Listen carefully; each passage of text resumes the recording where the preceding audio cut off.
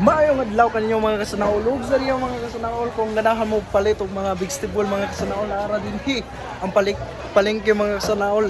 Location Talipon mga kasanaol. Ug sa inyo mga kasanaol oh. Ari ra mo. Og na dinhi dapit ang isdaan mga kasanaol. So basig na kay shout out din ha ma'am. So mao din yung mga kasanaol ang negosyo ni mga kasanaol. So busy pa kayo mga kasanaol.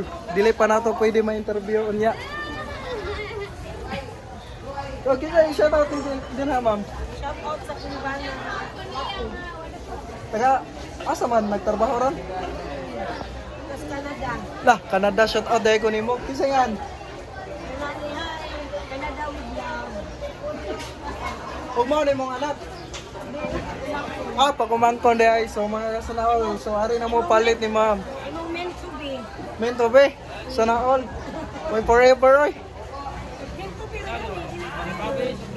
Huwag sa diyang mga sunaol. So, unsay nga lang sa inyong plak kanang kuhan, ma'am? Island Store.